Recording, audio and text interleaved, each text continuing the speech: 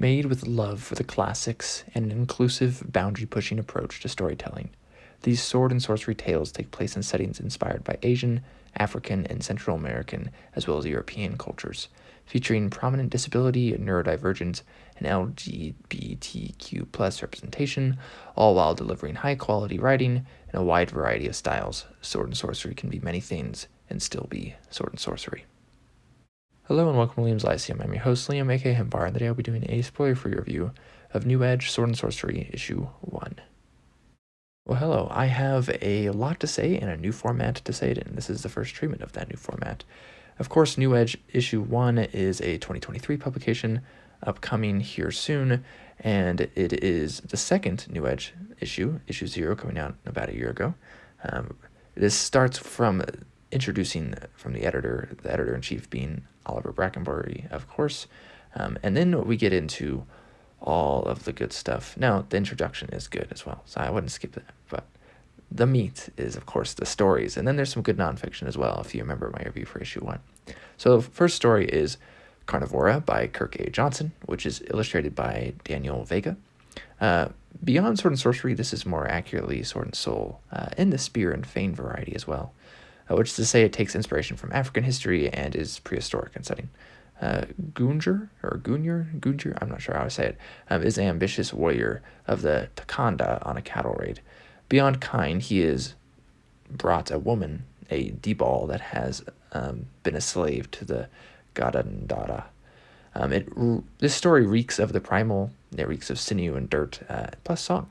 There is a sense of the old type of humanity I've read in, say, anthropology class or Spear and Fane. Immediately there is an odd feeling about this woman, though. Tatanyan's her name. A taint or curse or at least mystery follows her. It's truly unsettling and then horrifying tale that blends well swords and sorcery of the best kind. The accompanying art reflects this just as expertly as well. And this is my second story I read by Johnson, and I think I might like this one even more, but still worthwhile, just like the other stuff I read by him. Come Lay the Crone to Rest by Margaret Killjoy is the next story. It's illustrated by Gary McCluskey. Desora travels with her companions, Harrell and Molt, to find and bury her grandmother that has been deceased for 15 years. This grandmother was a witch, and unburied witches' bodies do not rot, but the land around them does. It's called Void Creep. The veil gets thin, birds fall from the sky, and other unnatural things abound. Desora is a knight, Harrell is a knight, and Molt is a witch. They're all lovers of a sort. There's a woman, a man, and a non-binary character, respectively. It's a plotting tale, an interesting hook. I kind of wish it had started in Medias Res. I'm not sure exactly where it would have, but so I'll defer to the artist knowing what she's doing. The characters aren't the most interesting, but that being said, they really aren't poorly done either. I get very little from them besides duty, though. In the language, there is much repetition here. I'm all for poetic devices, but it seemed a little much at times. I don't feel like it worked as well as it could have. It was maddening almost. Maybe that was the point, actually. It feels almost like a prologue since time was spent for world building as well. I do have questions, and it is very intriguing. Regardless, the story is interesting, and I was curious the whole time. The eldritch quality of the story is on par with the best of Sword and Sorcery and unique enough to be worthwhile, just maybe not my favorite. Sister Chaos by Bryn Hammond is the next story, and it's illustrated by Dan Rimpel. This is a mesmerizing tale. It seems to be about ghosts, sex, and giving the elite the finger, but really flows in a way that is mythological. It's easy to read through, maybe a tad long. I didn't have much to say besides that it hits the weird and singing blades Sword and Sorcery is known for, and in a way I've not read before. And Hammond, unsurprisingly, wrote my favorite story in Issue 0, and I enjoyed this one a lot. Chocamooch is the next story by Jesus Montavo, illustrated by Carlos Castillo. This story has actually been published before in 2015 in El Blues de San Vicente. This is its first appearance in English, if you couldn't tell. We are introduced to Chocamooch in a boat. He is a renegade, but once was a warrior priest. He is wearing naught but a loincloth, very Sword and Sorcery barbarian-like. I'm not sure what language it is that Sak Uyuch, meaning Milky Way, was from, but it's a cool flair. There are more terms translated in footnotes. I imagine they're Mayan as well. He is called to the city by the water sorcerers, and they need his help. Something to do with dolls and wooden unnatural people with no mouths and pestilence following them. There's a dark magic at play. The ending was familiar but also enlightening, and I was pleasantly surprised by this one, actually. And then Tears of Ebb by Sarah A. Macklin, illustrated by Trevor Nguyen, is the next story. This is told in first person and starts by recounting the first meeting of Hogodai as the head of the house guard of Umakasue. Sorry, I'm probably butchering these. I feel like I'm doing okay, but I can't say them very fast. This position turns to shame when the narrator's lord's eldest daughter disappears one night with nothing seemingly amiss. We find our narrator is the woman Ebora, and the missing girl is Amori. A woman comes to inspect the crime scene, and she senses evil spirits, but not those that we would suspect. This last seeker, of course, is Hogodai. Maybe it's the change in perspective, but the story is very gripping. The world itself feels similar to many fantasy settings, but with unique flares. It's a good use of world building in a short story as well. This includes some subtle magic, especially the convenient kind that I'm a fan of. It comes off as more authentic as well. My only gripe is that is one that often haunts first person. I didn't worry for our protagonist. The way it's narrated, it seems like she survived the story, which you could say, of course, but that doesn't have to be the case with first person. But that doesn't really affect me so much, but it might affect other readers. It also feels like a prologue, but also in a good sense, in a good way. The Pillars of Silence by Prashanth Srivatsa, it's the next story, illustrated by Hardy's Aujla. The story is told in parts. It starts with Blade Master Savithri receiving a letter. She's been on the front line for a decade and has never received any letters. This one was found in the stomach of a fish, interestingly enough. This takes her to Zavarna, a village where she seemingly is not wanted, though she's been summoned. It becomes evident a dark god might be at play, and maybe there is a lottery for sure, kind of one like Shirley Jackson's, but not exactly. There's lots of cool flavor here. Very much gets the Eldritch vibe down, in my opinion. And I'd like to read more by this author for sure, actually. And then we have, I believe, if I remember correctly, the last fiction piece here in this story, in this issue, Folk of the Forest, an Elric story by Michael Moorcock, illustrated by Sabro. This starts with 4 lines from some Northumberland ballad, which sets the tone, and then young Elric leaves Imrir to the countryside of Melniboné to collect his thoughts and improve his humor. He's accompanied by the sorcerer of the Silver Wand, Tanglebones. This is before his time as emperor. His father, Sadric, still lives.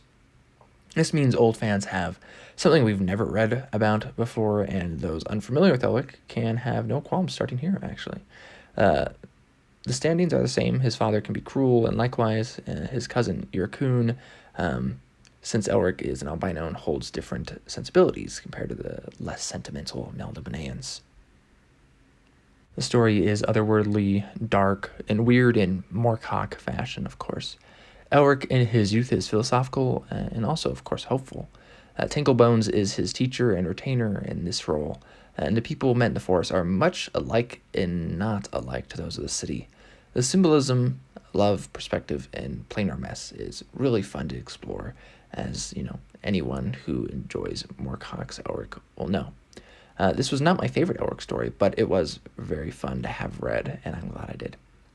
Now we're going to get into the nonfiction parts, which I have less to say, of course, but there are some really good things here, just like there were in issue 0, really. I wouldn't skip over these. So the first one is Why New Edge, Sword and Sorcery by Brian Murphy, illustrated by Sarah Frazetta. Frazetta. This is a repackaging of the chapter Why Sword and Sorcery from Murphy's Flame and Crimson, History of Sword and Sorcery. I did a video, actually, on this a while ago, about a year ago, I believe, and it's just as good the second time around. This explores the periods of Sword and Sorcery's popularity and how that is reflected in the real world. It also explains the flexible or progressive nature, if you will, of Sword and Sorcery. Don't be scared by the P word here, and this is a worthwhile read, telling you why Sword and Sorcery is worthwhile, and I agree with Murphy 100%. It is also a little shorter than that chapter, too. The next one is Seelie Goldsmith Lolly, midwife to the second sword in sorcery. Boom by Cora Boulaert. This is illustrated by Chuashi Shin.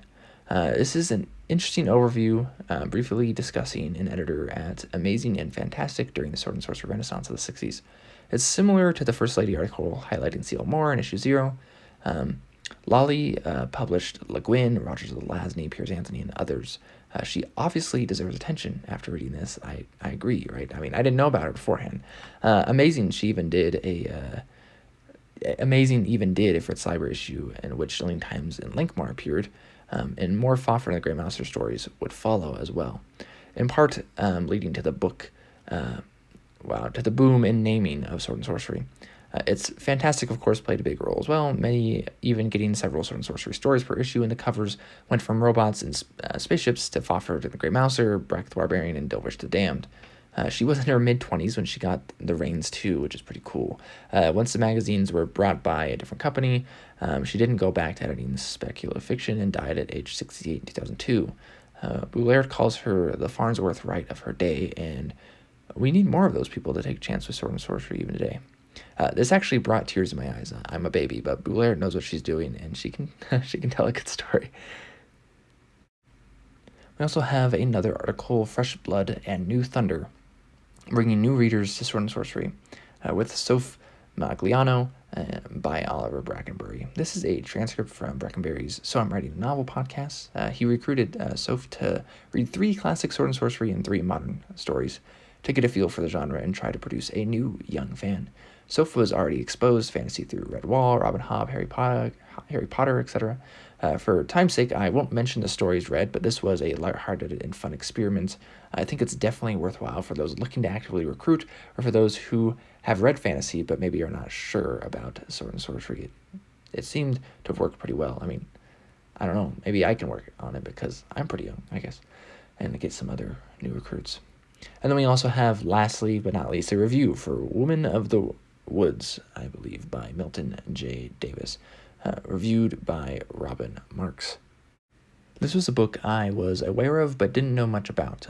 Marks does a good job highlighting the novel and Davis's ability and noteworthy sword and soul capabilities. He even points out some faults, but these feel very fair. Money allowing, I'd like to pick this book up myself at some point. And then we also get a little surprise at the back, if you will. Also, many ads are nice to see and hear. The images overall as well, because I didn't talk much about the art, are very well done, unsurprisingly, and the artists know what they're doing. The Elric art, in my opinion, is exquisite, and I wish I could show it to you, but you'll have to get this and see it for yourself. This ships with issue 2 in mid-November, as far as I believe. You can get it. You can get these actually in hardcover, along with the normal digital and soft cover as well. Check out the site to stay up to date, and there's also a Discord server for New Edge Sword and Sorcery, and you can follow New Edge on social media, of course. But overall, I really enjoyed this issue. It was very exciting to read, and I'm looking forward to getting to issue 2